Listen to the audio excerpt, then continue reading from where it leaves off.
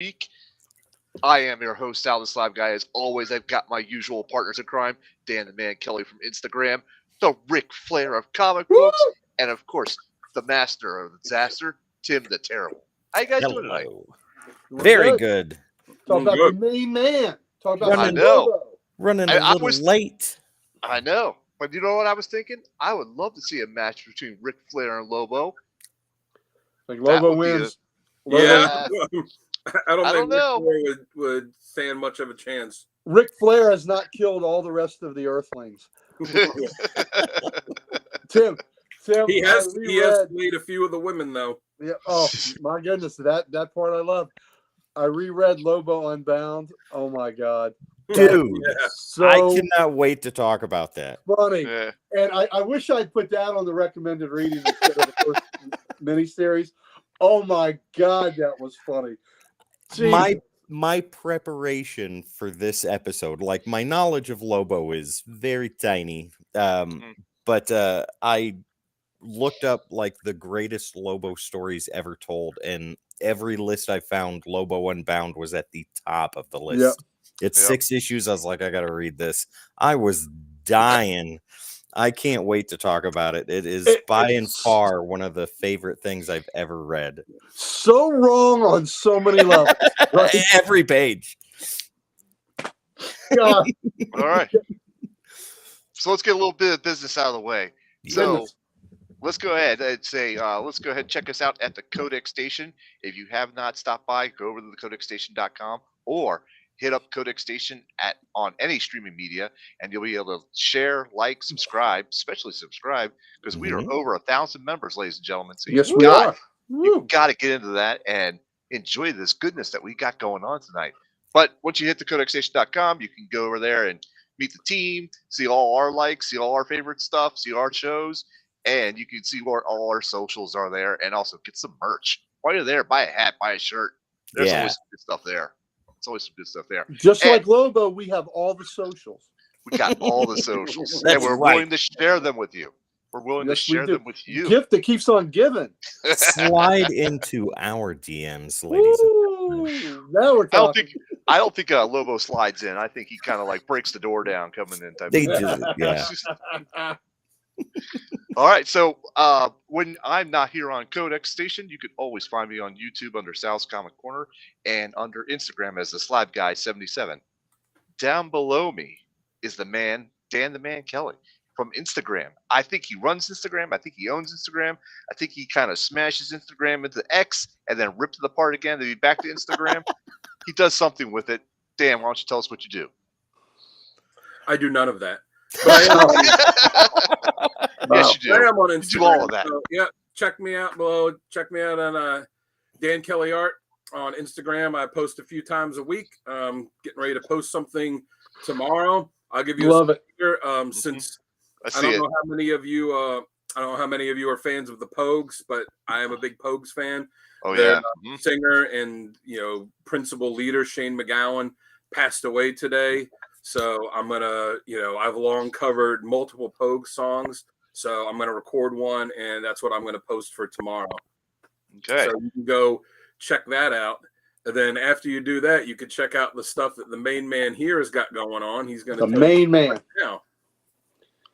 Well, you can catch me at Comic Logic. I was just there tonight doing our Ye Grumpier Old Nerd show. I caught the last 30 seconds of the live show. I was there for 30 That's all right. seconds. My best friend. You were Mike there, and that's Harper- all that matters. Yes. Yep, there you go. You were there.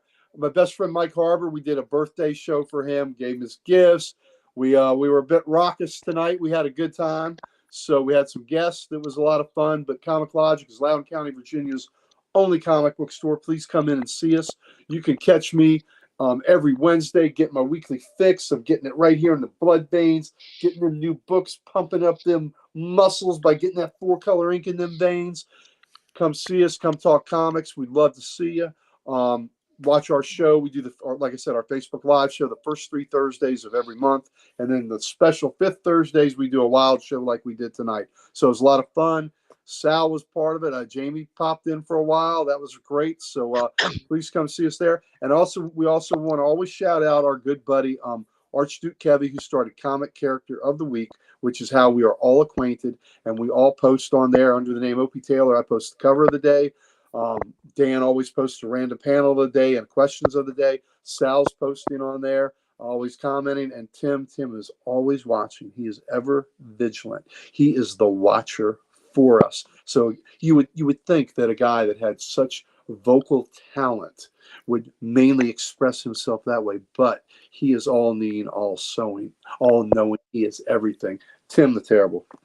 Ladies and gentlemen, as always, Uncle Gary, thank you very much. I'm not in the driver's seat tonight, though. I am more than happy to be in the passenger seat. Just Yeah, click the buttons. Just click the buttons. that's right, ladies Shotgun. and gentlemen. Yeah, I'm controlling the radio station, and by God, you have got 4 of the sexiest golden voices to listen to. And while you do that, do what Sal asked you to do in the beginning. Head over to our socials, any one of your favorites at the Codex Station. Make sure to hit that subscribe button. The YouTube algorithm loves it when you do that, and you hit the like button too. Take it out to dinner, buy it a nice meal, maybe a drink or two, rub its back, rub its feet. God damn, now it's getting hot in here. And they'll be your friend for life. There you go. All right, ladies and gentlemen, we are covering the main man himself, as you can see, Lobo. This is going to be a great show. Oh, and yeah. this is the one where they combine Lobo with Sal's favorite character. Oh, God. Lobo the Duck. I have that issue. And Dog. I got Dog too. Dog. Lobo and Dog. And he's on the bike. And he's on the bike. Look at that bike, and he's got That's a chain. great. That's Lobo. great. That's pretty awesome. Ladies and gentlemen, they are action figures. Action figures. Where'd you get that one, Gare? I think that was might have been a Matty Collector. Wow. Exclusive, I think. Okay. It's a good one. It's a good. It's a good Definitely. one. I'm going to say this about him, too. Neither one of these made my top covers, though something with this will be mentioned later, but I do like the Justice League 18 and 19 cover with Lobo and Guy Gardner. Yes. Yes. Yep. Yeah, Early I love it Lobo. around. That's early Lobo, yep. Yeah. Yeah. Awesome. All right. If we are ready to kick this show off, are you guys All right, ready you to do it? bastages, let's go. Let's do this thing. Go ahead, Tim. Kick us off. All Give us right. the 30-second groovy bass tunes. As Lobo would say, you bastages, hold on. Beatles jizz. Let's Here get we your go. show started.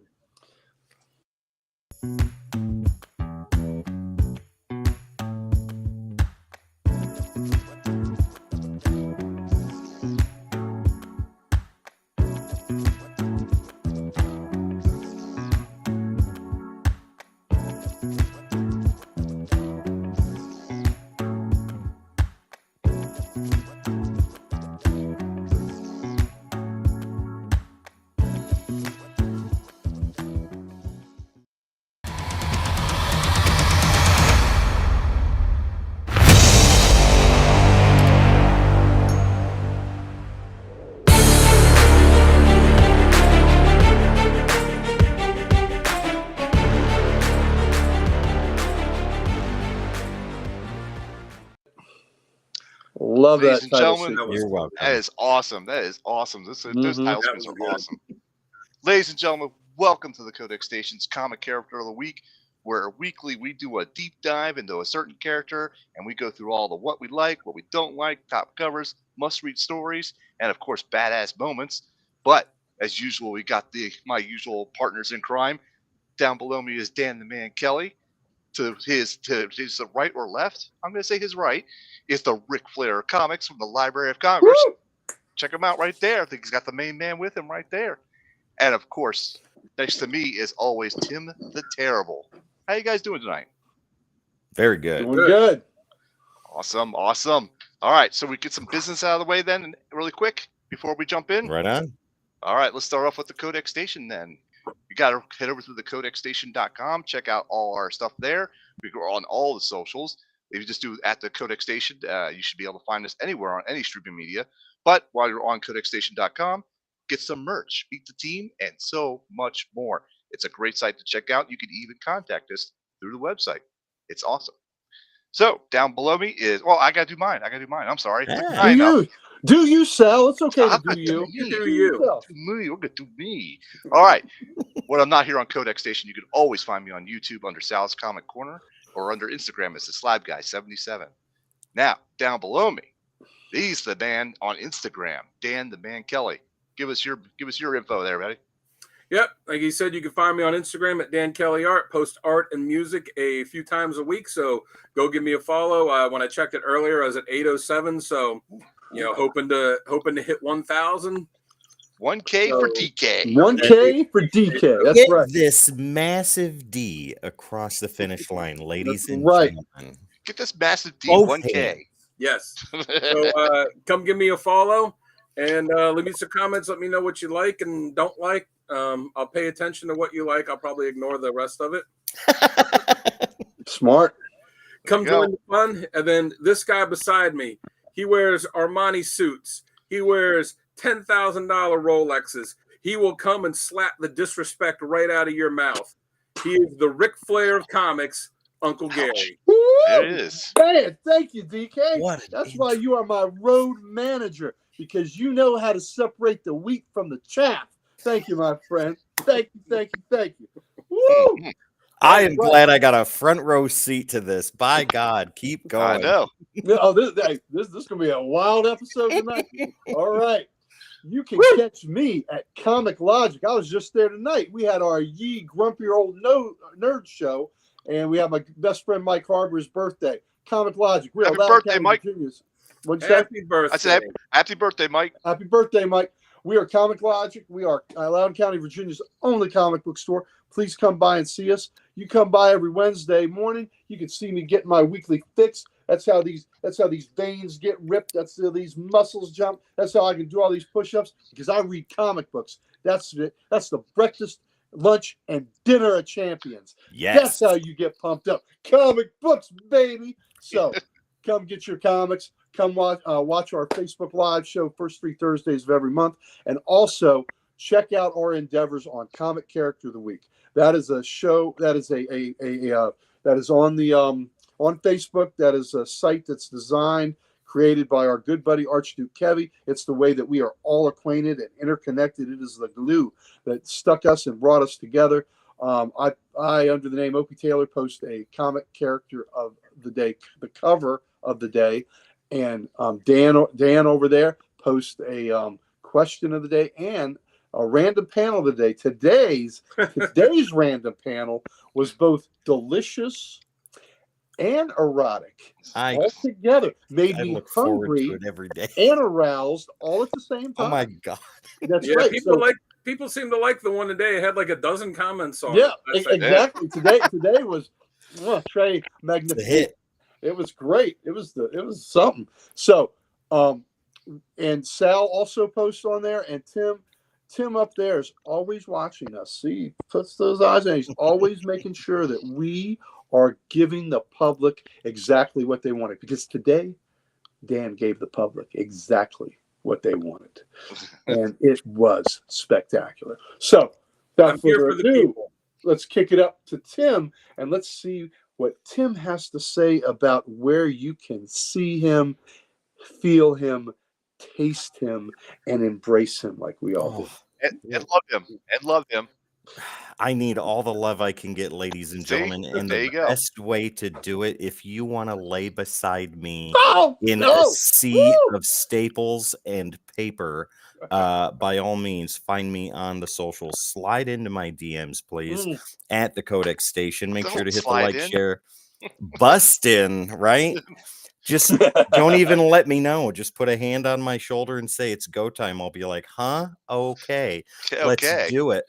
At the Codex Station, ladies and gentlemen, your favorite social media platforms, hit the like, share, subscribe, and follow, because YouTube loves that when you do it, and it gets us over to all the other people that haven't seen us yet. And if you're watching this right now and you're on the fence about subscribing, all you got to do is look at the 3 other gentlemen that are with me and know that this sexiness is here all the time, every time. So hit that, please. I mean, I'm wearing a Reese's peanut butter cup shirt. That's damn sexy right there. Is that what you say to him? Hit that, please. That's right. And Please. without further ado, ladies and gentlemen, though I may have a tongue of silver, Sal has a storytelling of gold, and I'm going Nice. to pass the collection tray over to him. Silver and gold sounds like a Christmas song. Why, thank you. There you go. This way. There you go. Well, ladies and gentlemen, I'm going to have to warn you, this is going to be a slightly mature topic tonight because of the character we are covering. There might be a little swear words. There might be a little innuendos. Cover the kids' eyes and leave their ears open. So you have been warned. The rear's open? Leave Yes. the rear's open? Their ears. Oh, Ears. my bad. It's ears. Here But we for go. all our information tonight is going to come from Dan. So Dan, why don't you kick us off and get this guy rolling here?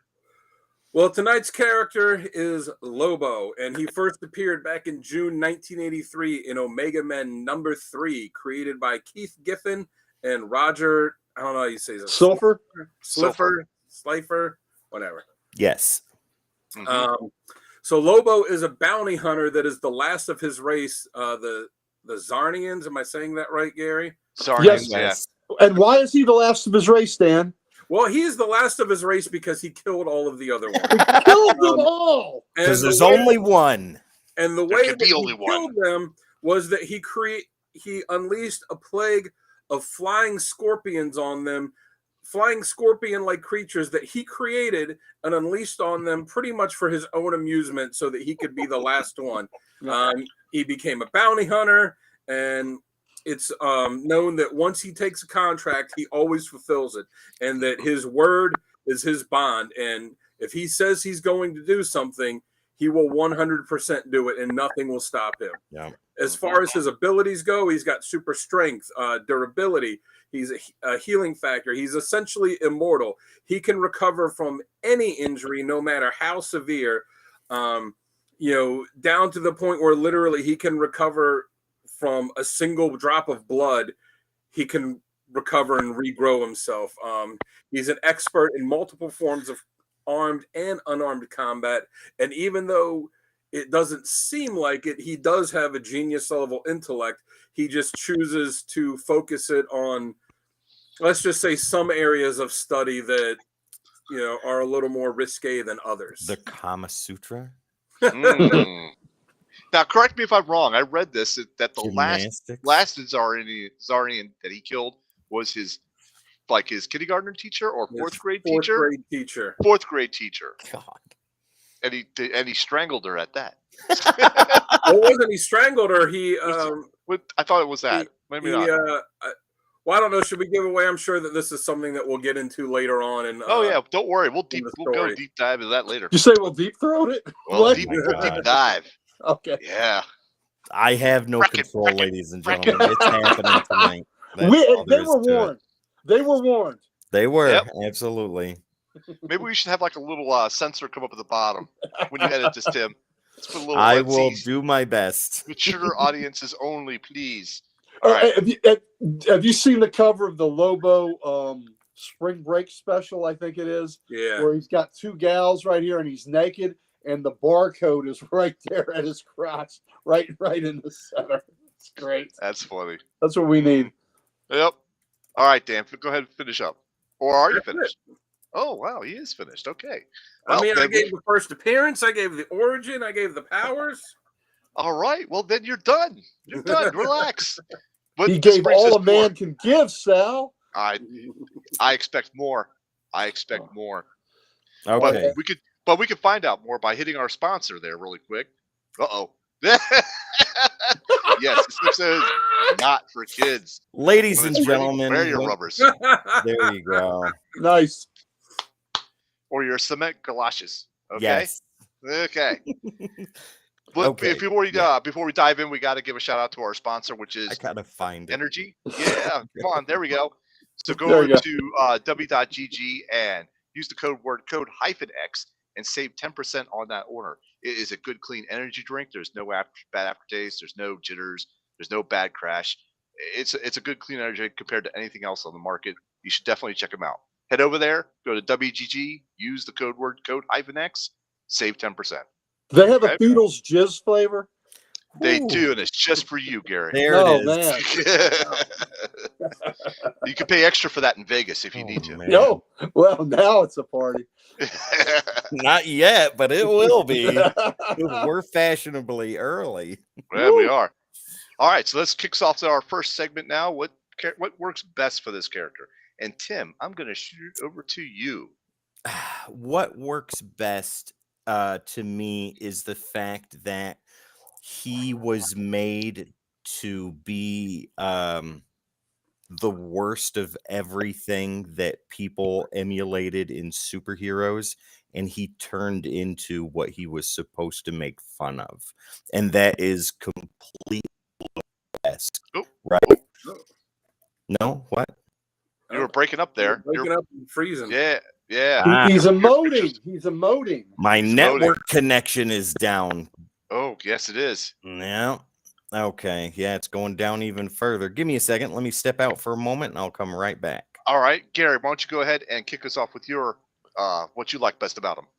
Well, what I like best about him, now. So let's keep in What mind when works he was best? created. Like Tim was thinking, he was supposed to be a parody of Wolverine and Mhm. a statement against the anti-heroes that had cropped up during the era of the Punisher. Who's getting more popularity. So he was, Keith Giffen had created him as a.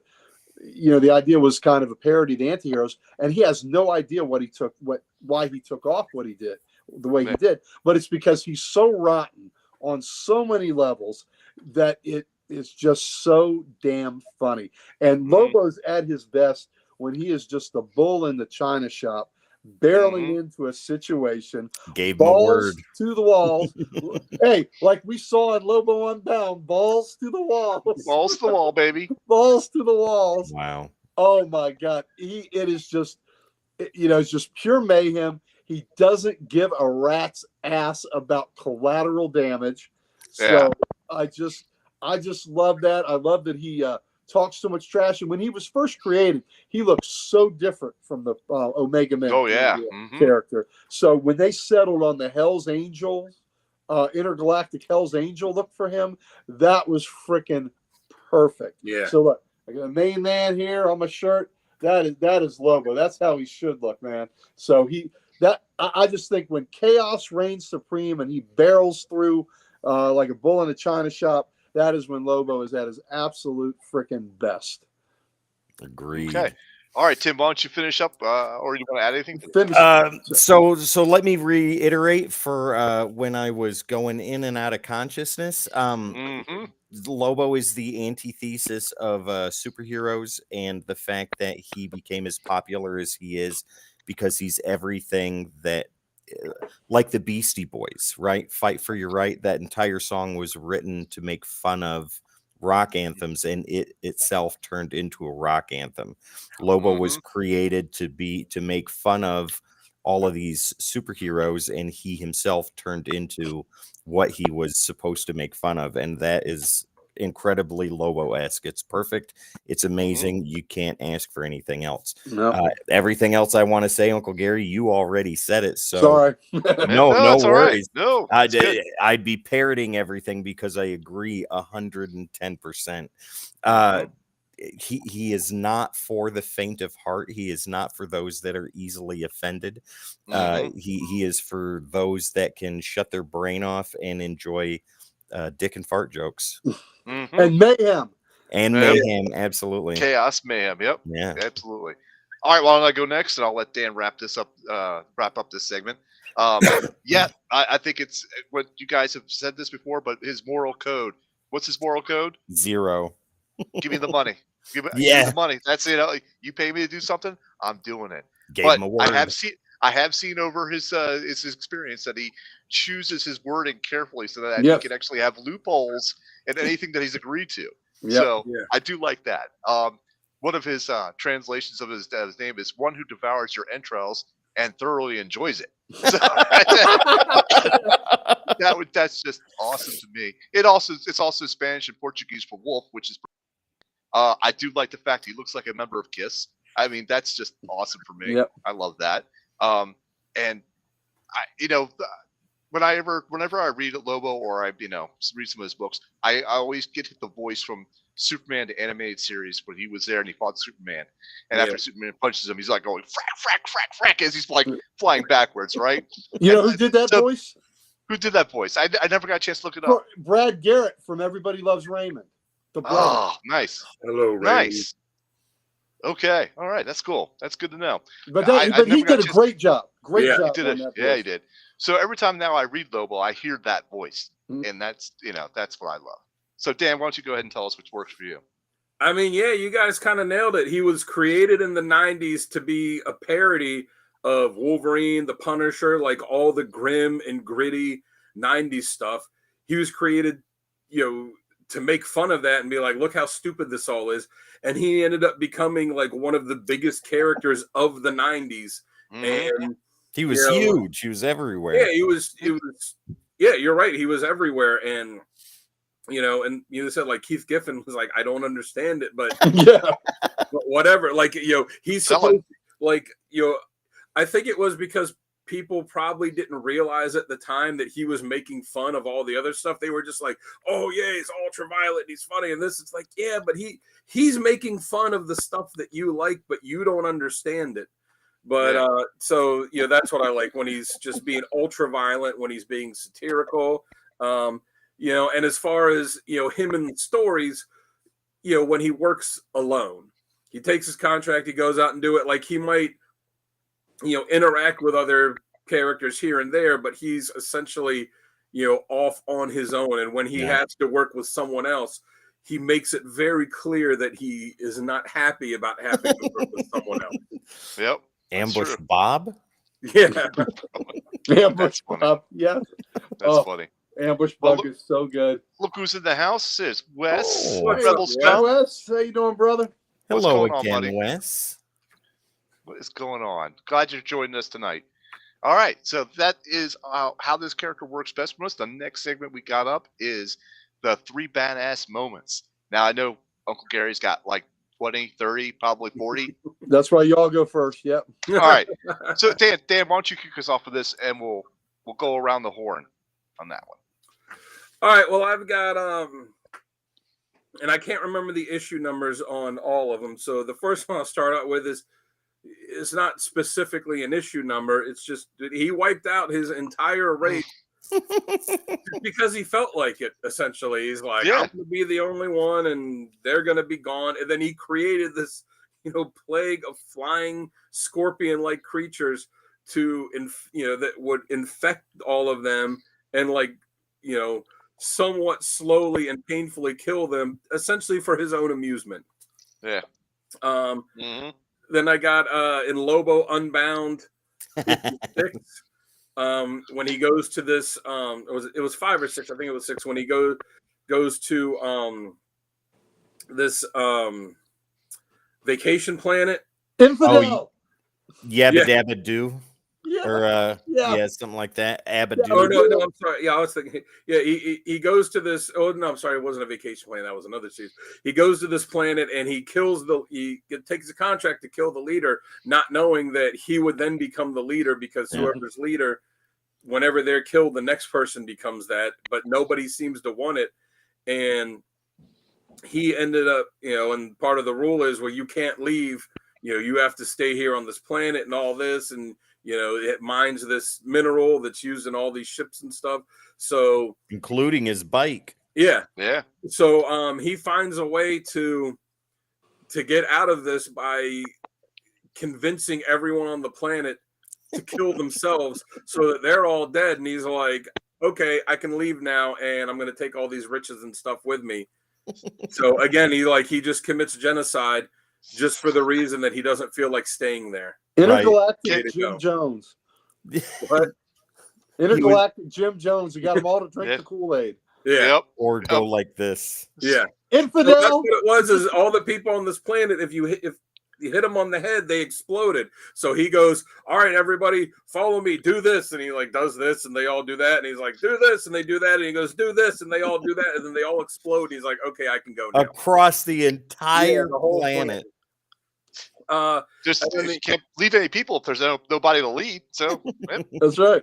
And then the other one I got is, like I said, I can't remember the issue number on it, but he dies and he goes to heaven, he gets kicked out. He goes to hell, he gets kicked out, and he's back on Earth because no one in the afterlife. No, one of them.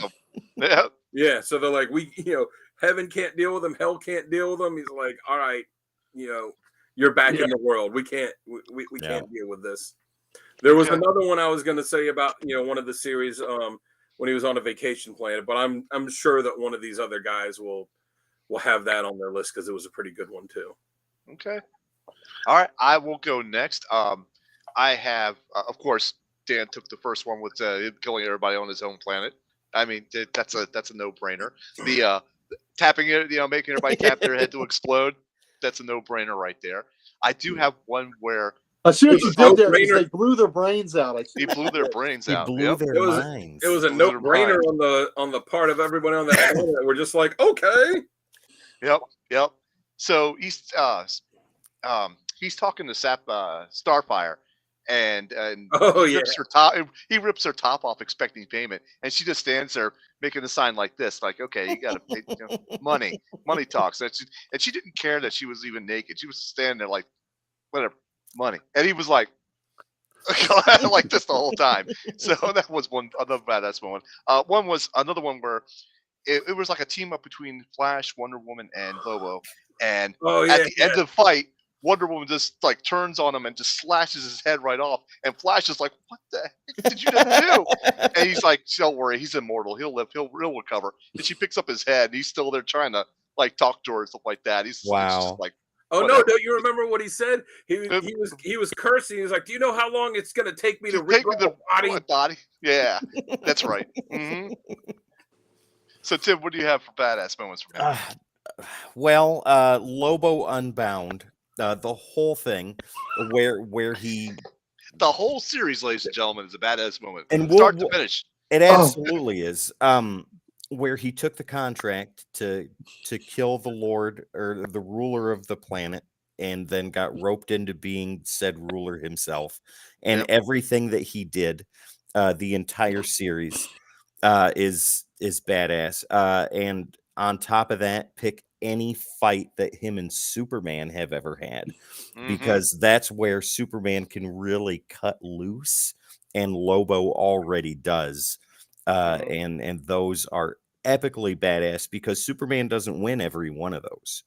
Lobo has won quite a few himself. So that's what I got. Okay.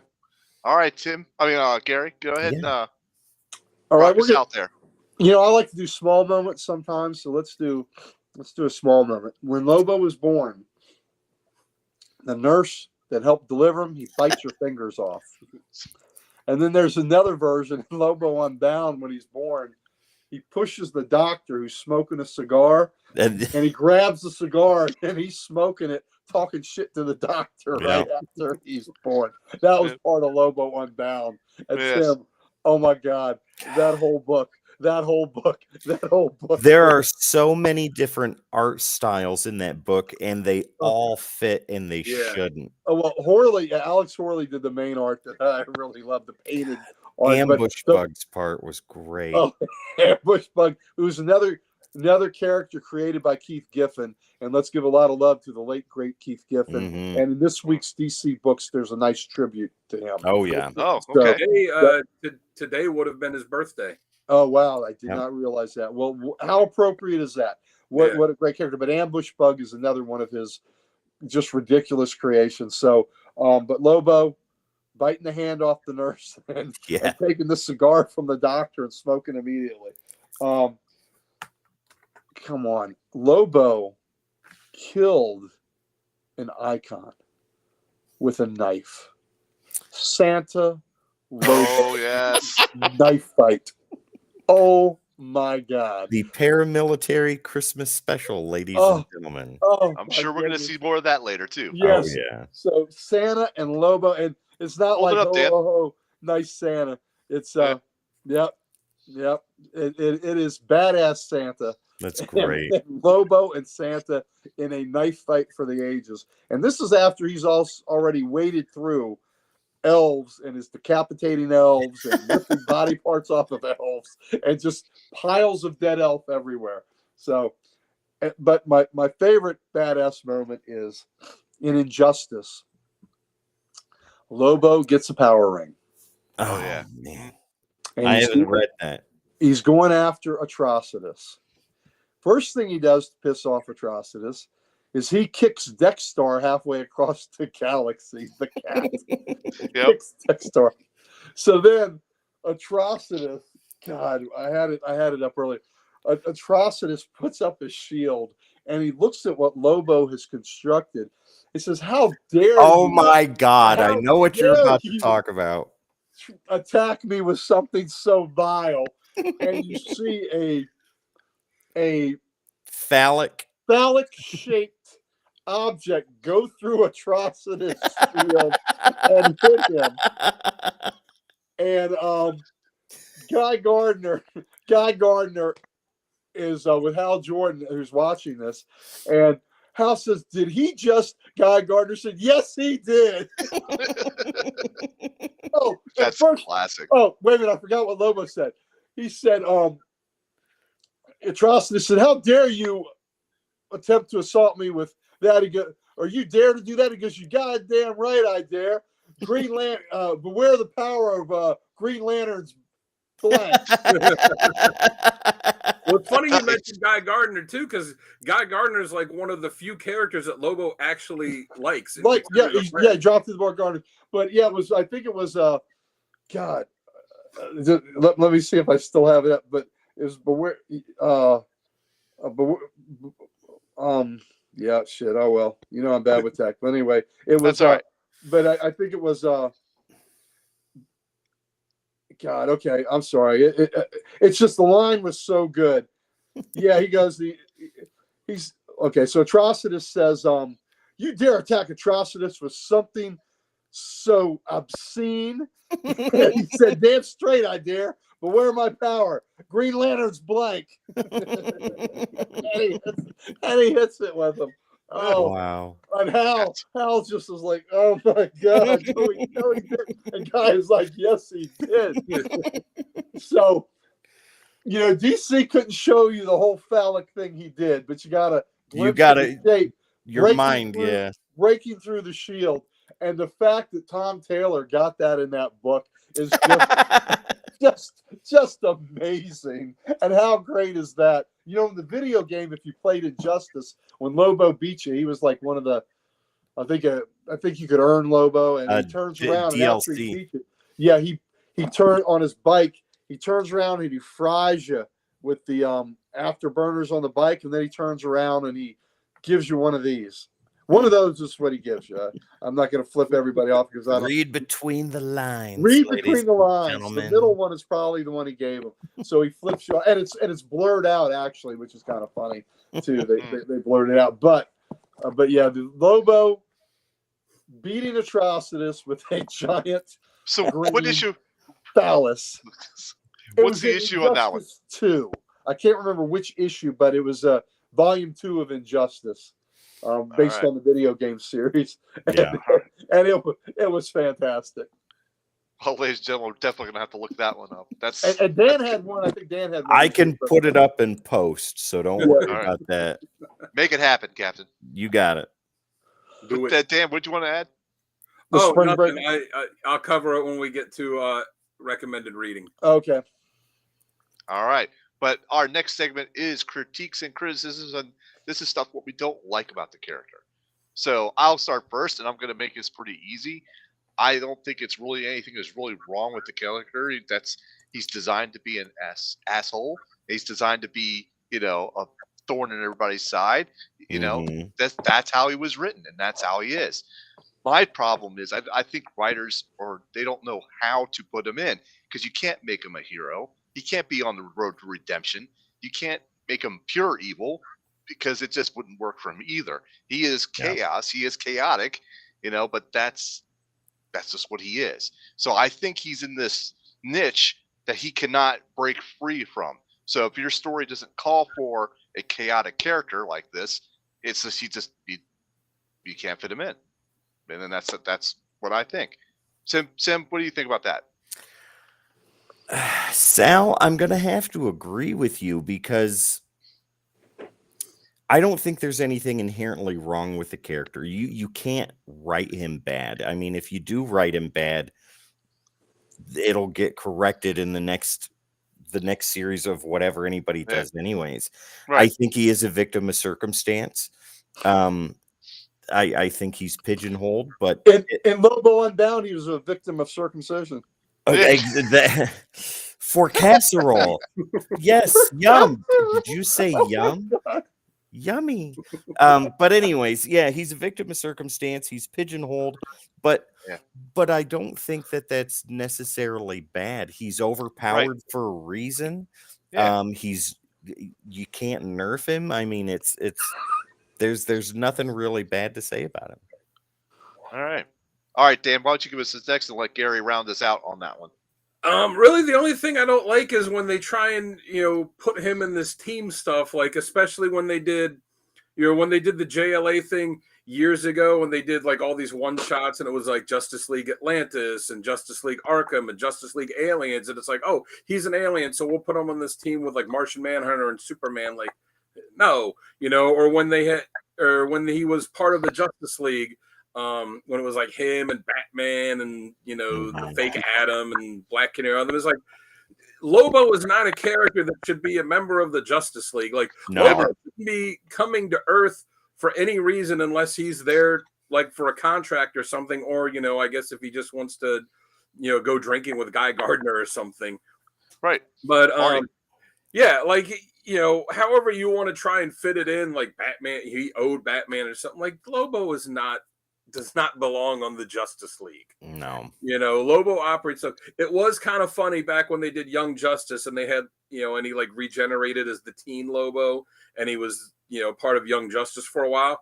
That was funny because it was only for, for a short amount of time. But for the most part, he's not a team player. Like even when he was part of Legion and he was having to do contracts for them, you could see he was really more trouble than he was worth for him. Which we will, I'm sure, get into later on with recommended reading. But yeah, that's what I don't like. I just, he's like the antithesis of everything that the Justice League is. Yeah, I agree. Sal, before you go to Uncle Gary, I found a picture. Oh, let's see it. That's hilarious. Look at that. Oh. You get the idea, ladies and gentlemen. Yep, that is phenomenal. Yeah. So there you go. Merry Christmas. Funny. Or is that foul nominal? Phallic nominal, yes. Phallic nominal. Gargantuanly awesome. So what do you Gary, got? come on, take us away. Well, I do want to say when he was part of the Justice League, because he owed Batman, I didn't like that as much, but when he was part of Legion with Brainiac, who was such a dick, and he really owed Brainiac, and I liked that a lot because again, it was a galactic setting, which is where he fits in, in a space setting, and Brainiac was such a was a real jerk too. So it takes a jerk to deal with a jerk. So, and I like the fact that Lobo really, he wasn't happy the fact that he owed that to Viral Docs, that he owed that debt to him. So I did enjoy Lobo as a part of Legion. But where I really did not enjoy Lobo was the New 52 relaunch in the Lobo series, Metrosexual Lobo. Man. Nobody was happy with that Lobo. Urbane, that one sucked. Urbane Lobo just did not work at all, and it was awful. So when you put him back in the Hells Angels, Intergalactic Hells Angels, you had it right. So that's where I thought he didn't work, was where they tried to make him suave, sophisticated, urbane Lobo. He was the George Michael Lobo. Mm-hmm. Yeah, that's crap. Yeah, it just wasn't good. So that's where I didn't think he worked at all. Okay, very good. All right, moving on to our next segment. It's a fun one. This is our top covers. Ooh. So Tim, Why don't you show us your top covers first, and we'll go around the horn. You Uncle got Gary, you don't mind being last on all of these, do you? No, I Because don't mind. all right, because this is your pick. Thank you. Nice covers, Tim. Oh, Yep. you Oh, are yeah. welcome. So 2 of them I own, 1 I do not. Let's go ahead and go right with the one on the left first. That is Lobo Volume 1, number 3 of 4. That's just perfect. This is his first ongoing series.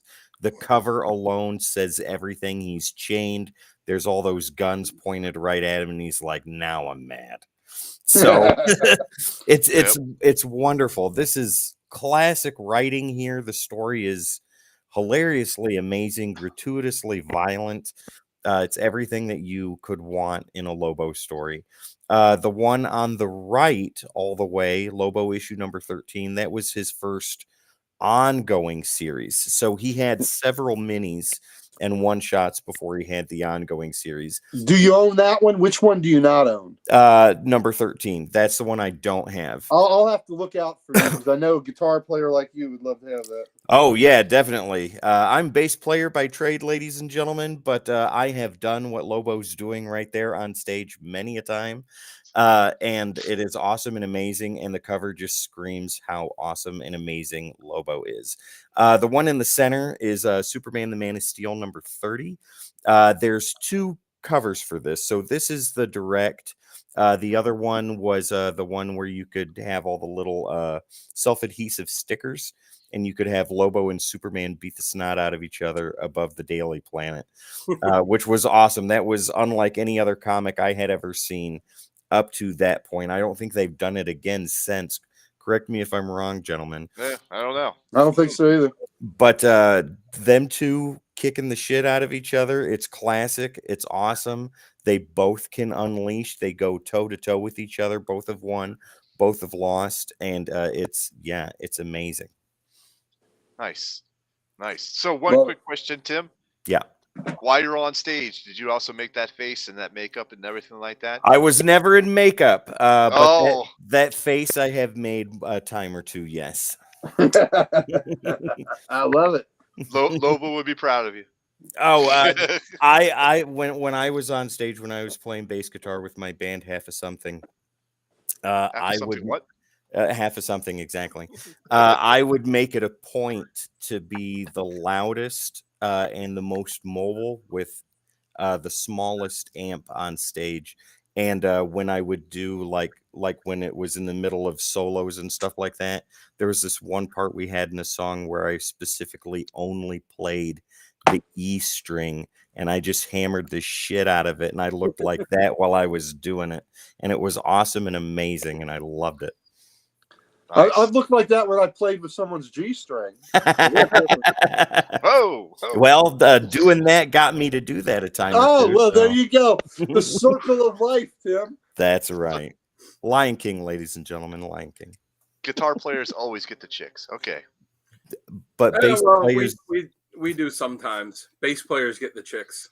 when they come and talk to the bass player, that's when hierarchy gets destroyed, because it's awesome. we get the smart girls. I've never done on stage what Lobo's doing. I've never specifically done that. But the dumbest thing I ever did, because I would always run around stage a lot, like jump around and stuff, is one time, and this is the time that I learned that I needed a really long guitar cord for jumping around stuff, is when I jumped off the little stage we were on into the crowd, because everybody was kind of like, not a ton of people, but it was a little pit, and it was a part where I wasn't having to sing, so I jumped in there and I was just kind of playing and jumping around with them, and I accidentally unplugged the guitar. I had a 10-foot to run back up on stage and plug it back in the middle. It became an acoustic show. I had a show with a drummer and a bass player, and they're like, sounds like there should be guitar here. Yeah. I had a 10-foot monster cable, and me and the other members of our exactly. The other members of my band would choreograph when and where we were, so that way cords never got tangled. Oh, very good. We put a lot of effort into Like in looking crazy. Ghostbusters, can't let the streams cross. Can't let Yeah. the streams cross. Streams, yeah. Tim had that 10-foot monster cable like Lobo did with the ring. That is true. Yeah, Monster's that's right. a brand, ladies and gentlemen. It's a brand. You All right, use Tim, it for your HDMI cords. bring up my top covers. You got it. We could talk about bass chords all night, but let's go ahead and move on with There top we covers. Here we go. go. Oh, there we go. All right. Yeah, all There's right. So first let's start with repeat. that first one. Lobo number 1 on the very left or right, depending on which side of the screen you're looking at. Who knows Left. if you're backwards or not. Left side. I got your cover enhancement right here. This was a gift from our buddy Uncle Gary. He gave me this cover, and it's the shiny chrome one. And of course, that crotch piece is all nice and foily goodness. It's hilarious. It's great. Wow. That is I the love- greatest cover enhancement they ever did. That's right. And I love the cigar smoking as well. I Yep. mean, that's just classic for me. Next one, number 1, Lobo is back, and I like this cover just for the jacket alone. Bite me, fanboy.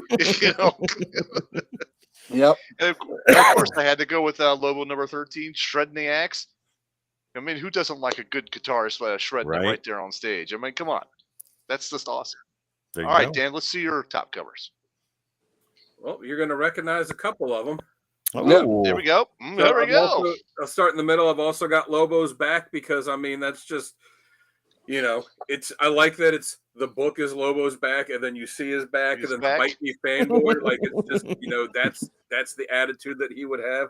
I've also, all the way on the right, got the Lobo one with the shiny chrome codpiece because, again, he's got the, I got your cover enhancement right here. Like, it's another thing that just screams.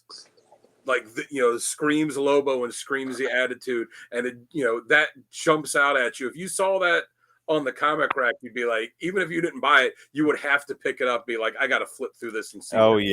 yeah. Yeah, definitely. Then the one I've got all the way on the other side, the Lobo issue 1, the cover from his first miniseries.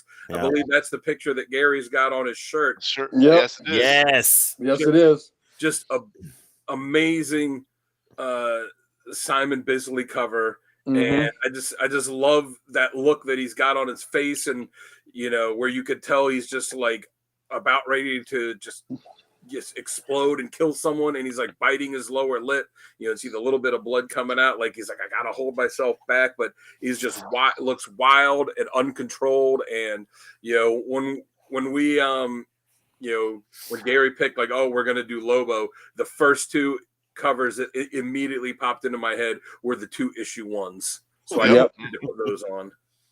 Actually, before you change your issues over, I want to add something to that middle Lobo where it says strongly suggested mature readers.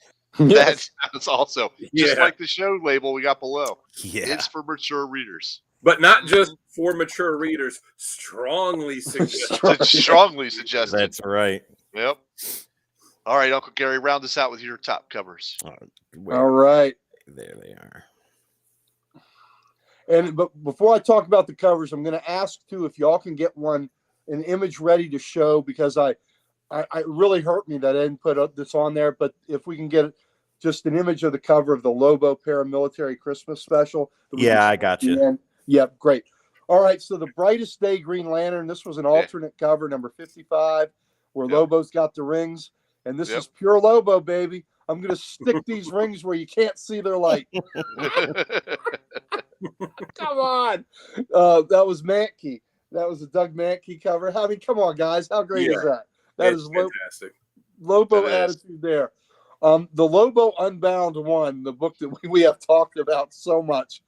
Look at the wanted mature readers only sign, and look at what the knife is going through behind the sign. Dude's head, through a dude's skull. Oh man, looks like a samurai sword. Yeah, and I just love the image of Lobo just sitting there smoking on some skulls and some bodies. That to me is just a great image of Lobo. Alex Horley did that, and then Lobo 3 of his own book. He's taken his logo. And he's stabbing a dude or a creature with the logo. I mean, I think that is just phenomenal. So my list would have definitely had the cover enhancement, the foil, and the paramilitary Christmas special. But I talked to Sal a bit, and I wanted, because there's so many great Lobo covers, I wanted to get some more diversity of covers in here.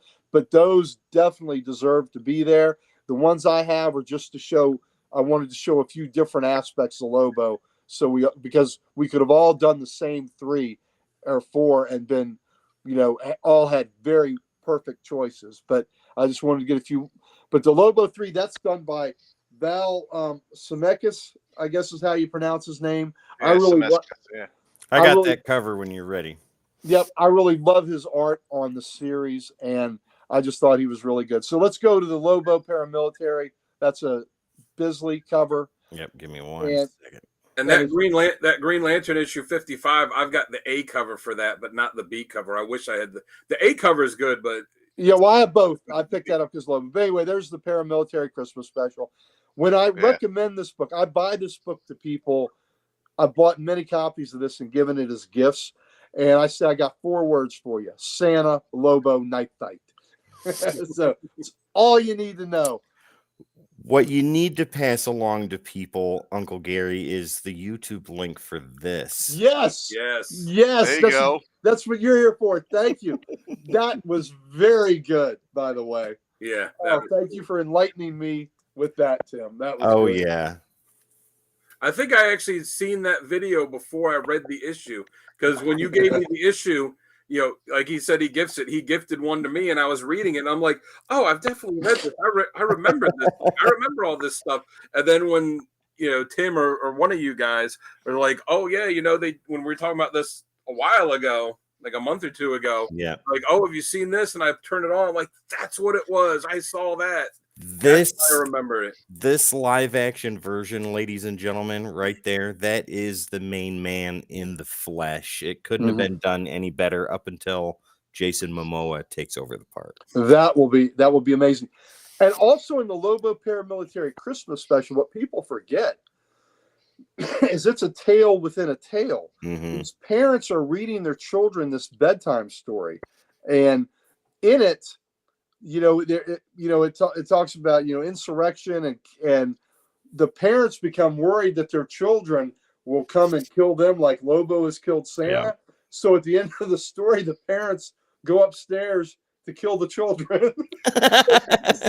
So I mean, wrong on so many levels. Wow. Well, and you mentioned live action. I didn't watch the show, but I saw little bits of it here and there. The guy that they had play Lobo in the Krypton show, from the little bit that I saw, looked like he was pretty decent at it. I vaguely remember that, and I think I liked him in that too. But like Tim said, I don't know that there's any casting that is better than Momoa as Lobo. I mean, what's more spot on than that? Oh, He definitely needs to be Lobo. There's one commercial that he did that you can watch on YouTube that's fantastic, which screams Lobo when he's at some bar, and he goes, he's like, drink it, chuck something, whatever, and then he chugs a beer and then turns around and throws an axe and gets a bullseye by throwing an axe, and he's like, fuck yeah. This guy playing Aquaman and not Lobo, right? Well, there was a reason for that. DC, the main, listen, in the comic community, we have read where Aquaman was a badass starting before your guys' time, but with the Jim Aparo Aquaman, he was a badass, and then Jeff Johns, had him as a badass in New 52, but the general public is still used to seeing Super Friends jokes because of how useless he was there, and then Aquaman and all these comedians riffing on him. So DC, and the Peter David Aquaman, of course, was pretty badass too. DC knew that they needed to cast somebody that was a real badass to get that image out of the public's mind. So non-traditional casting, but I thought they had a really good reason for doing that, was to make so that Aquaman wouldn't be a joke anymore. You know? Uncle Gary, I don't mean to cut you off, but you know what's not a joke? finding comic books. No. Sal, Oh my where gosh. could that be? Oh well, you can, if you're looking for these covers or looking for these books, you can Right go here. over to Heroes. You can go over to Gary's the Library of Comics, and he'll show them to you. The Emporium. But yeah, the Emporium itself. But But honestly, folks, if you go online, if you want Yes. to possess them yourself, where do you have to go? Yeah, you can't get these. it's, There's it's, no chance of that, baby. Unless he gifts you Camelot 3000 or the Lobo Paramilitary Christmas Special. That's right. Or Swamp Thing 9. he'll Or he'll Swamp Thing go Knight. he'll go Lobo on your ass if you try to take them. All right, so all right, folks, for real now. If you go over to heroescornercomics.com, go check them out. They are a great site. They sell lots of back issues, lots of slabs, lots of store. Oh God, now I New forgot the issues, word I'm looking old issues, New issues, old everything. issues. Variant. Yep. Yep. Variants and store exclusives. That's the words I was looking for Yep. right there. Thank you very much. And you could actually use the keyword Codex and save 20% on that order. You can even set up a pool list through Previews World and save money on your weekly pools. Like I've done it. It's not difficult. It's really easy. It's really easy. It's Yeah. really easy. All right, so head on over to heroescornercomics.com and check them out. All right, so for our next segment, what do you want? What do you want to I add? just wanted to tell Tim I'm happy that your weekly polls are very easy. They are, ladies and gentlemen, and They are. it's a slow, gentle tug because anything more than that you could It is hurt not. yourself. It is not slow. It is not gentle, ladies Slow and and gentlemen. steady, ladies and gentlemen. Take your time. There's no. But you know what rush. is slow and steady? The essential readings that we That's got Oh, going on right. here. nice segue. Nice segue. I'm Way to trying. Way to keep this locomotive that is just all over the tracks right down the straight and narrow. Sal, you're doing a yeoman's job today, buddy. Well, it is Lobo, so it's chaos. So, It is chaos. Who you got But- up first, Sal? I'm gonna put up Dan going first for our Ah. top reads today. Right on. All right, so I've got Justice League International 18 through 21 on here. That was the series is written by Keith Giffen and DeMatteis and had art by Kevin Maguire. I put that on there because, when Lobo, I think it was Gary alluded to it earlier, when Lobo was originally introduced in Omega Men 3, he was vastly different than the Lobo character that we know now. He had on this, let's face it, this terrible orange and purple Yep. next, jumpsuit thing. Terrible. And, his look was completely different. Not just his costume, but really the way his hair and his face was. His personality was not quite the Lobo that we know now.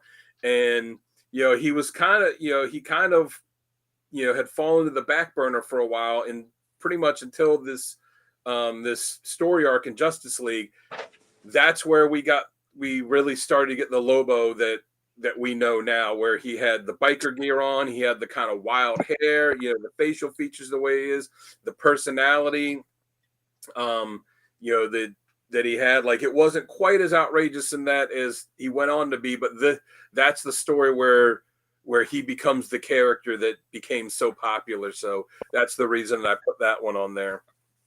Then I've got Lobo 1 through 4. That's his first miniseries. Just absolutely fantastic. The story in that is the one where he decides he wants to go out and kill this person that has published this unauthorized biography of him, which he does not appreciate. And he gets hired for this job by Vril Doc from Legion, where he has to pick up this criminal and drop them off somewhere. And he keeps telling him, like, and it has to be, you can't kill him. You can't kill him. He's like, all right, I got it, whatever. So he picks him up and he finds out the person is his 4th grade teacher that was the only teacher that would fail him. And also the person that wrote the book about him. But since since his word is his bond, he could not kill her no matter what. So he had to put up with her annoyance and then go through all of these, outrageous adventures to get her to the end of the story. And one of the things I alluded to earlier, I almost put in my badass moments, was he decides to take a break and go to this vacation planet, but he's bored because the stuff that other people enjoy he doesn't. So everybody in the universe knows who Lobo is, so he goes on this planet-wide this planet-wide broadcast that tells everyone, he's like, look, I'm here, and in half an hour I'm just going to start destroying and killing everyone here. Half an hour to go. And then him doing that causes massive destruction and chaos among the planet for everybody trying to get away, and like killing each other to get to the front of the lines, to get on ships, to get away, to escape him. And he just kicks back and is watching it and laughing. He's like, yeah, this is a lot better now. So he did that just because it amused him to watch people do that. And then he's got all these different factions throughout the series that are all after him for different reasons, and it all kind of comes to a head at the end. And it's just such a fun read. And the way that the book ends after he completes the job is just pure Lobo. And then we've mentioned it, all of us, many times, Lobo Unbound. I mean, we've talked about it a lot already, and I know at least one of the other guys, if not all of them, are going to have this on their list. So I will leave this for them to talk about. I'll just say, from the moment the book starts until the end, it's just outrageous. It's crude. It's violent. It's funny. And just when you think, okay, they can't do anything that's more tasteless or more offensive, they do. The page, and you're like, oh shit, okay. So there's, I don't even want to say all these little elf type characters, and I don't even want to the Moyle Men. I don't even want to say what it is that they want to do. Jockeys. I don't want to spoil it, but when you read it, you'll be like, oh my God. Everything about that book, you'll be reading it saying, like, I can't believe that DC published this. And they did 6 glorious issues of it. Yes. That, of all the Lobo stuff I've read, Unbound is the most Lobo of all the Lobo. Yes. All right, that's awesome. So let's go ahead and kick up mine then. Pull up my essential readings. All right, give me just a moment here. Probably won't be as classic as Dan's there, but still good reads. There you go, Sal. There we go. We got the first one there, Bounty Hunting for Fun and Profit. This is where he teaches Leslie, an average comic reader, how to be a successful bounty hunter. And he reluctantly shares secrets because of financial need. And so it's a funny story. You have to read this type of thing. It's classic Lobo. But the fact that he's teaching a comic reader how to be a bounty hunter, this is almost like, this is Deadpool before Deadpool was a thing. You know what I'm saying? You know? So this was came out in 1995. Alan Grant and Frank Gomez did the writing for this, and it's one of those classic things you have to read. Next one up is Blazing Chain of Love, edition number 1. Yes. Ken Griffin and Alan Grant, came out in 1992. So he's on the trail of a beautiful murderess who's hiding in a harem that is the size New Jersey. And of course, the tagline is, these ladies are lovely and lonely, and what's he going to do? Is he going to submit to the feminine wiles, or will he be able to complete his bounty? I don't want to ruin it for folks, but this is a funny story, good one to read. Definitely check it out. So he basically nailed New Jersey. Wow. He nailed New Jersey. I didn't want to say it like that, but that's how it is. That's how it is. I think New Jersey's okay with it, though. Yeah. They probably are. They probably are. So, all right. So my last one, I got Lobo Volume 2. Keith Griffin and Alan Grant also wrote this one. Came out in 2019, and this is like goes over a lot of stories about his illegitimate children, his interstellar revenue service, his fight with the Interstellar Revenue Service, his 2 tours of duty with the Authority.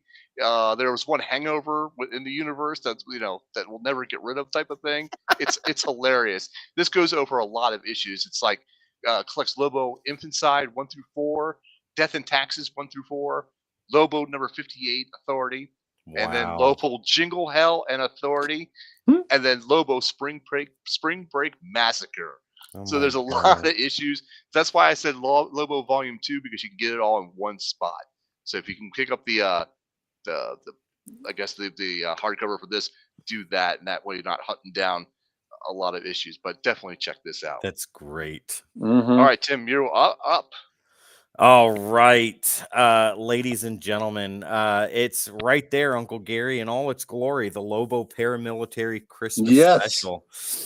If you haven't read this, read it, guys. This is a one shot. It's 28 pages of glorious Lobo Christmas holiday cheer, and you need to read this. I'm not gonna say any more about it because Uncle Gary has said a lot, and I know he's got a lot more to say.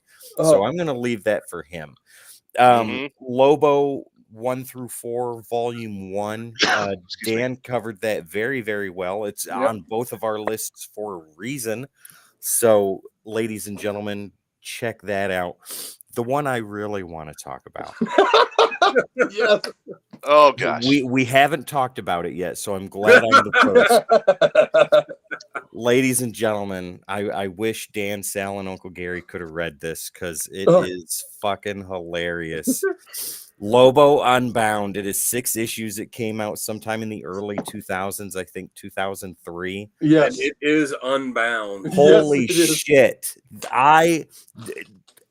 Sometimes I'm going to let you in on a little secret, ladies and gentlemen. On some of these episodes, I don't know what I'm talking about. I'm going to let you guess which ones those are, but I'll never tell. With Lobo, my knowledge of Lobo is very tiny, very small, almost as big as a Moyle Man. And if you read Lobo Unbound, you'll know how much Lobo info I have in my brain. After reading that, I was dying laughing. I had a kid sleeping on the couch, and I'm reading this cackling like an old lady. It was great from first page to last page. This has several different art styles in it. Like I said before, that shouldn't work, that do, and they work perfectly. All of the characters are over exaggerated stereotypes that will offend people. Yes. And it's, yes, indeed. Yes. There is gratuitous nudity in here. There is nothing left to the imagination on what he does and why he does it. He's very open.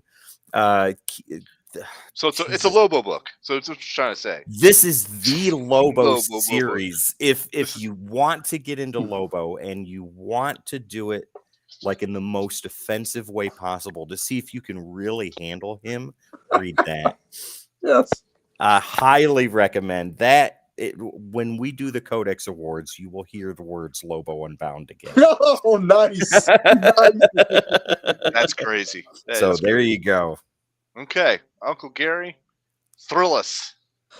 Oh man, I tell you what, I got to say that, I didn't put it on my list, and I probably should have swapped something out. Lobo Unbound. Tim, just hearing, and when I know that you messaged, I texted you right after I finished it. I saw the thing you put in the group chat. You're like, oh my God. Yes. Oh, and then it went to text after that. Gary and I had a nice little conversation. The fact that you enjoyed it so much brings me so much pleasure. The fact that you didn't know much about Lobo, but now I bet you want to read some more Lobo books, right? Oh yeah, that's happening. Now, don't get me wrong. Like I grew up with Lobo in the 90s, so my knowledge is that much, and that's right. Okay. But that book, if you're going to read one series, like you said, the Loboest of Lobo books, that is it. Done. And the Moyle Men and what they want. What did they say? We want foreskin of Zarian. Whoa, what? Yeah. For casserole. And they offered him a bite of the casserole when they got Ambush Bug, Ambush Bob, Ambush Bob, and Lobo all the way on the other side of the galaxy. He's like, Ambush Bob? And he's looking around. He's got 3 women clawing all over him, and he stops and he's like, "Wait a minute, okay." The Moylemen, he called them Johnson jockeys at one Yeah. point when they got on him. Oh my god. Oh, and when he was working his way through the harem, when he's done with the gal, he was just throwing them. I mean, he was literally tossing them. Toss him aside. Yeah, just tossing them aside. And somebody says, "Well, we need you now. How long?" And he says, "Are you the last one?" She says, "Yes." He says, "About 10 minutes." And then the next one says, "About 10 minutes later." Yep. Lobo's pulling up his trousers. Meanwhile, on this page. Yeah. Right. Don't worry, guys. We'll get through this together. The first adversary he goes out, which was the race of what? Scrotus Humongous. Oh my god. Oh yes, the dude swinging his testicles. Yes. He's got giant testicles. Ladies and gentlemen, this like bolos as wrecking balls. Ladies and gentlemen, this series isn't even on his recommended reading list, and we're talking about it. That's how good it is. It should have been. I know. I made a mistake because I sent this into Jamie a week ago. Oh man! And because you were laughing at Lobo Unbound, I just read it again today. And I was in freaking tears. I was like, "Oh my god, I forgot all that." And the little Kim lookalike. Oh my god. Oh my god! What the hell was her name? I can't remember right offhand. Yeah. And then he rips her face off. And so she's gonna have to learn ugly girl manners or charm. Because like she had beaten him in a previous match, and she was under the impression that she was top dog. And Lobo said something along the lines of "down doesn't mean out, toots." And he sliced half her face off with the hook. Oh. And then he said something I can't remember exactly what it was, but something like, now you'll be happy when the guys don't stare at your face. Right. Right. And then at the end of Lobo Unbound, when he's on the Bill O'Reilly-esque show, for those that don't know, ladies and gentlemen, he was a horrible news anchor. He got fired for good reasons. But he's going through the script of Lobo Unbound, and he's like talking to Boobalicious or whatever her name is. And he's like, "So you died?" And she's like, "No, I didn't. I'm right here." And he's like, No. It says right here on page 72, you're dead. And Lobo's like, "No." Ambush Bug is even like, "She's right there, dude." It's great. Oh, so good. My goodness. So and the little Kim parody. She had over her nipples. She just had little X's. X tape. And he hits her so hard one time, one of the little flies off. So God! She's got one nipple exposed for the rest of the book. Yeah. Jeez. So, and that's not even on the list. So. What about your stuff, Gary? Yeah, here we go. Yeah, Gary, what about your stuff? It should have been there. So, listen, we are almost in December. In a few hours, we'll be an hour and 15 minutes. We'll be in December, and nothing says Christmas like the Lobo Paramilitary Christmas Special. For that special holiday gift, this is the equivalent of a Hallmark movie you want to curl up with, where everything works out well for Christmas. Because this is the reason for the season. so like I said, when I recommend this book or give it away, it's just 4 words: Lobo, Santa, knife fight. That's all you need to know. And it is fantastic. So the good thing is, ladies and gentlemen, you can find that book in every dollar bin in the country. Yes. And for those of you that don't know, who would hire Lobo to kill Santa? That is a very special surprise in itself. And the only reason I didn't have this on my recommended reading list is because I knew that Gary was going to have it on his. So I was like, all right, he's going to have that. So I'm going to have the opportunity to throw something else on here. Hey, just like I did with the covers, valid choice. Unlike Dan, I've got Lobo 1 through 4, and I think Tim had it, or Sal had it too. The original miniseries, and Dan. I had that on there. Oh, you had it on your Tim. Yeah. Dan covered that excellently. So what he said, absolutely right. Lobo 1 through 4, sets the stage. That's another way to really set the stage for who the Oh, character is and what he's about. And then the one that's more recent is there was an 8-issue miniseries a year or two ago called Crush and Lobo. And Crush is Lobo's daughter. Now he's gone and he's killed all of his kids, but Crush has survived. And Crush is a part of the I don't know, like the younger version of the Titans now. I forget what they call them now, but so she's a member of Young that. Justice. Young Justice, that's what it Yeah. is. Okay. Thank you. So Crush is his daughter, and I think she's an interesting character. And Lobo is locked up in an interplanetary prison, and for the first time ever, he reaches out to her and wants to bond with his daughter and wants her to come visit him, and is feeling that he wants to connect with his daughter, and she falls for it. That's all I'll say. He falls for it, and she comes, visits him, and things do not go well for her. So that's all I'll say in case you want to read it. It's readily available in trade paperback right now, but he does not treat his daughter very kindly. Let's just leave it at that. So it seems like it might be a scheme that he wants to see her for. So Crush and Lobo, I think it's a fun read. It was let me give it was by Mikiro Takai or Tamakai and Amanke Nathlan. I'm sorry, I'm butchering the names, but those were the two creators that did that. And the paramilitary Christmas special, give love. That was Alan Grant, Keith Giffen, and Simon Bisley on the art. And then Lobo 1 through 4 was Alan Grant, Keith Giffen, and Simon Bisley on the art on that. So there we go. Right. Those are my picks. Great picks all around, guys. This has been a great episode so far. On to our last segment. We're at an hour 20. I can't believe we spent an hour 20 so far. But our last segment is best artist and author. So these are the ones that we pick out for this character, not necessarily work together, but to the ones that we think stand out. So I will kick this off, and I got to go and give it to Roger Sifler and Keith Giffen. I mean, they're the originals on this, I believe, and there's just no duplicating that in my opinion. So that's who I have. Dan, what about you? For writer, I had to go with the main creator of Lobo, Keith Giffen. Giffen. He wrote. I said Griffin. Sorry, Giffen. You're right. I said Griffin. Sorry. He some of the series he wrote with Alan Grant. In Justice League International, when Lobo appeared in there, he wrote it with James DeMatteis.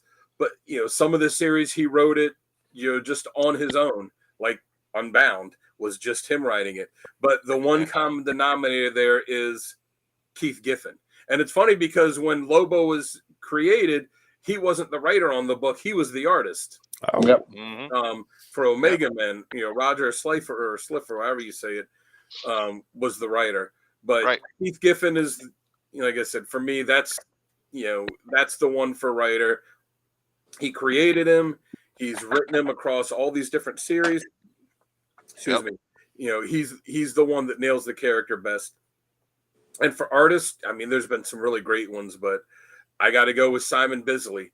He did his original miniseries. He did the paramilitary Christmas special. Like I said, I would have put that on my recommended reading list, but I knew at least Gary and someone else probably would too. But he's done a lot of stuff with Lobo over the years. So whenever I think of Lobo, I immediately go to the art that he does, and not just the interior art, but the covers that he does. If you look at my 3 recommended covers, 2 of them were done by Simon Bisley. The gorgeous painted covers that he did. I mean, the art on the one cover that's on Gary's T-shirt is him. So immediately when I think of Lobo, that's immediately the art that pops into my head. Good choices. Sal, you are muted, sir. Sorry, I was coughing. That's why I was muting. That's all right. Good choices, Dan. Love it. Tim, how about you? Writer, I think that's a no-brainer. Keith Giffen. Artwork, I think I'm going to have to go with Alex Horley.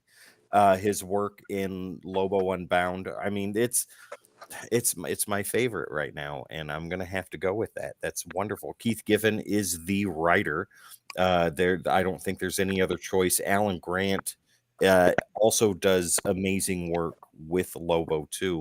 But Keith Giffen, like you said, Dan, he is the creator of Lobo. He made Lobo the way that we know and love the main man, the Bass Stitch himself. Alex Horley's artwork, ladies and gentlemen, if and when you read Lobo Unbound, you'll see exactly what I'm talking about. The work in that book is amazing. It's surreal, it's stylized, and it's perfect. It fits Lobo to a T. So that's Tim, what I don't think that's an if situation. I think that people are gonna read that one. Okay. I hope so. After we've basically told you the whole story, but you have to read it for yourself. Yep. All right, Uncle Gary, who do you got? All right. Well, before I tell you that, I just want to say, fellas, I really appreciate y'all going all in on this episode, on the balls deep, if you will. Balls deep. Of all the ones we've done some great characters. This is the most fun I've had doing this. I mean, we have laughed and we have laughed and we have laughed. Dan, is this as much fun or more fun than MODOK? Is more fun than MODOK. Agreed. Okay, yeah. MODOK's a number 2, Lobo's a number 1. Okay, well, there was no MODOK Unbound. Oh man, there needs to be MODOK out of the chair. There you go. Yeah, can't move. This is just so much fun. So thanks for y'all. Y'all have really made. I mean, I love Lobo, always have, and y'all have made this a lot of fun. So I want to thank you for that. He's such a fun character. Absolutely. Yeah, true. I got to give Alan Grant a lot of love, and sometimes it's hard to separate Giffen from Grant because they collaborated on so many great stories. Very true. Very true. But very much like what Dan said, and the story, the common denominator is Keith Giffen. Yeah. And so I got to give the edge to him. But they're such a team, it's really hard to split them up.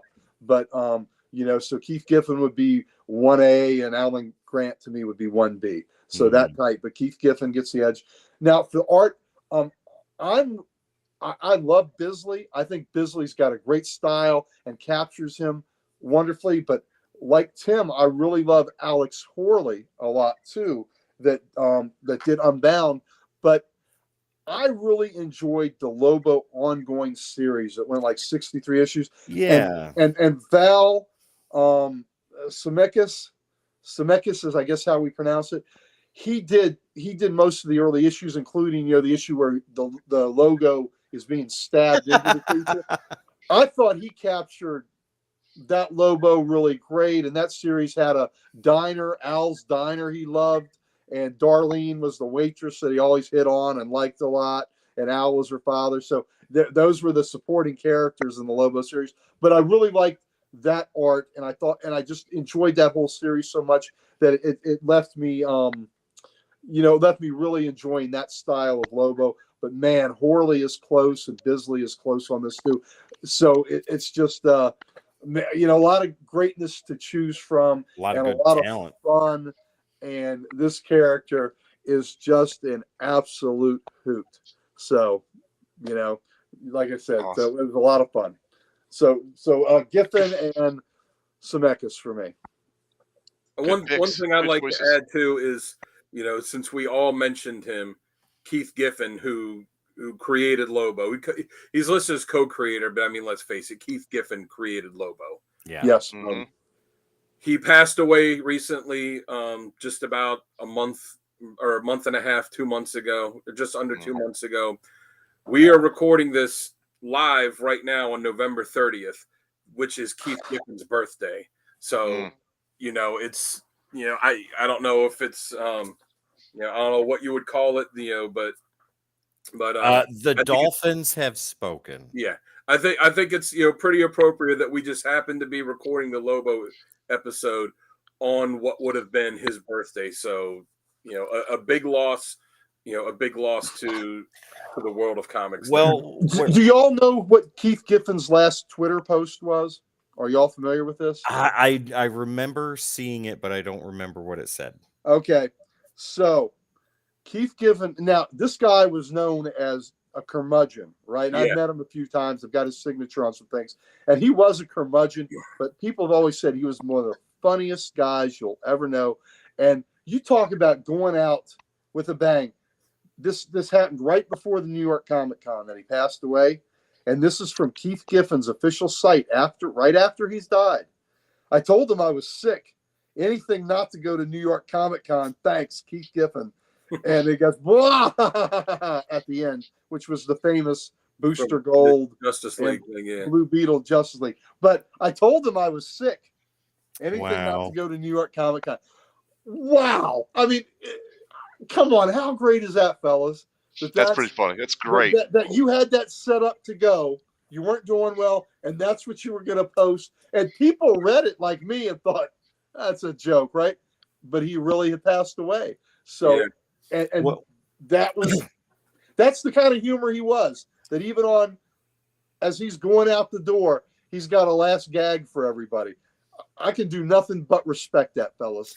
Well, Yep. ladies and gentlemen, wherever you believe Keith Giffen is, I hope that he is looking down on us, having a blast, talking about his greatest creation. Mm-hmm. I agree. Yeah. That and All right. Ambush Bob. Yeah. Ambush Bob. And Gnort. Good Lord. Oh God. Go ahead, Sal. That'll be next week's character of the week. episode. Yes. Oh, my I will be sick that week and out of commission for that one. Gnort was so great in Human Target. Oh my God, it was great. I can't remember if I posted it yet. I think it's upcoming, but as Gary mentioned on the comic character of the day page on Facebook, where I post the random panel of the day, there's one coming up soon with Gnort that's pretty funny. All right, we'll stand by for that, ladies and gentlemen. All right, this wraps up this segment and this show. It's been a great show, guys. Good stories, good covers, a great discussion about Lobo, Mr. Chaos himself, the main We man. got Brian Emmert right there. Hey, Brian, how's it going? Hey, Brian. He says, comment. This was a couple minutes ago, about 20 minutes ago. He said, best read outside of Sandman for me from DC, my favorite main man outside of X-Men. I'm pretty sure he's talking about Lobo Unbound. He wouldn't be talking about anything else. No. Indeed. Sorry, All right. Sal. No, that's all right. So let's go ahead and wrap this up. I am Sal, the Slab Guy, your host. You could always find me on here on the Codex Station. All right, let's go to there first. Yep. You can always find me on YouTube under Sal's Comic Corner and under Instagram as the Slab Guy 77. And Dan, why don't you tell us where everybody can find you? Well, right now Besides you can find me in my basement doing this show. But if you do find me here, I'm going to do to you what Lobo would do to somebody that was coming to bother him. Dan's a big teddy bear. He can't do anything. Don't worry about it, folks. Just show up. He'll give you pizza. He'll rip your arms off, Jim. Be careful. But you can also find me on Instagram at Dan Kelly Art, where I post art and music a few days a week. So go check it out. Give me a follow. Give me some likes. Let me know what you like. Let me know what you want to see. 1K for DK. Come join the fun. Yes. And buy a commission so that your money may become my money that I may use to go out and buy Lobo comics. There you go. There we go. Now I feel inspired. I might go and draw some Lobo. Ooh, nothing wrong with that. Like as a writer too, even though I post art on there, I consider myself more of a writer than I do as an artist. And Lobo just, there's characters that I like Captain America's my favorite character. But I'm like, I don't know if I could write Cap. I could definitely write some good Lobo stuff. So that's one that I imagine is just a ton of fun to write. Yeah, definitely. I agree. All right. Next to me, who picked this character this week. That's right. Going on, and he's going to tell you all about it right now. All right. The main man, brought to you by us, but yeah, I picked him. All right. Comic Logic. Comic Logic is the only comic book store in Loudoun County, Virginia. I am one of the proud owners of it. Please come see us. We would love to see you. You can catch me there every Wednesday, when the new books come in, I get that new book and we put it in there and we inject it right there. And that 4-color ink gives you muscles. Comic books give you muscles. That's what we're here to say. Carrying long boxes. Look at the physiques on these guys. Why? Because we read comic books, baby. That's what right. gives you muscle. That's right. So come see us at Comic Logic. We would love to have you. If you can't come see us, come look online. We do a Facebook Live show the first 3 Thursdays of every month. And we just had one of our Ye Grumpy Old Nerds show tonight. So please come see us. And we would love to have you comment and be a part of that. I also am a part of the Comic Character of the Day site. Under the name Opie Taylor, I post a comic cover of the day. This site was founded by our good buddy Archduke Kevy. He's the reason that we are all here connected together, because we met under, as being a part of that site. So I post the covers of the day. Dan over there posts the random panel of the day and the question of the day. Sal's always making posts. And Tim, who I'm kicking it up to next, Tim is always watching. He is always watching. He's always looking. He is ever vigilant. That's what he is, ever vigilant. So, like I say, he's got all the senses. And on that site, it's the site. He is the site. He is the one that makes sure that we are doing you justice. Thank you, Tim. You're very welcome. I Thank you want to very add to much. that too, that Santa has a beard, Tim has a beard. Oh. Also, like Santa, Tim will see you when you're sleeping, and when you're awake. He will know if you've been good or bad. Good. Yep. So be good for goodness sakes. Definitely be naughty, ladies and gentlemen. Somebody's coming. Somebody's coming to town. Tim, is it painful coming down the chimney? I can't confirm or deny that. I mean, you haven't seen Santa and me together in the same place, so I have not. I have not. But dogs and cats living together, mass hysteria, ladies and gentlemen. Dogs and cats. Ladies and gentlemen, we're bleeding. Don't forget to find us on all the socials. All you got to do is type in at the Codex Station, and that is where we will be, your favorite social media platform, and definitely where we are live streaming right now, not for our benefit, but for yours, because we love to do this all day, every day. And all we ask in return, if you like what you watch, if you've had as much fun as we have talking about Lobo, do us a favor, hit the like, share, subscribe, and follow. It really helps us out. We're not asking for money. We don't need that right at the moment. What we do need is your support, and the like, share, subscribe, and follow definitely helps with that. Also, ladies and gentlemen, you need to take a look at the best website on the face of the internet right now. That's thecodexstation.com. Our very own, our very lovely, our very talented this guy over here, Sal the Slab Guy, he doesn't just do slabs, ladies and gentlemen. He does websites. And he did a really good one. Yeah, I've watched him do it, and I sat in awe the whole time. I couldn't even talk. Thecodexstation.com. Head there for some merch, meet the team, and so much more. And I do emphasize that so much more because there's a ton of stuff on there for you to check out. Once again, thecodexstation.com. Now, ladies and gentlemen, where Dan introduces the main man of the hour, the Ric Flair of comic books, Uncle Gary himself, and then Uncle Gary gives me that beautiful and wonderful introduction. Though my tongue may be silver, the man with the gold lace tattoos and the shiny diamond hands sitting right over there. He is our host with the most. He is the driver on this crazy bus that we all love. And I'm going to pass that right over to him, Sal, the Slab Guy. Well, thank you very much, Tim. Nice. I appreciate that. So that segue, that was pretty good. I feel like I am in the driver's seat. My God, this is you great. Are Captain, well, my again, captain. Oh my gosh, thank you guys. Thank you. The great pipes, show tonight, the pipes guys. are calling. I can't wait. It's all right. I can't wait to see us again next week. Who are we covering next week? Jamie's got to let us know. Oh, Jamie has to let us know. Jamie, come on, man. Usually we have this planned out. We're much more organized than this. This week's a little rough. So it's a mystery. It's a mystery. You guys have to tune in and check it out. And as always, guys, I hope you guys have a 9.8 day. Gaping holes.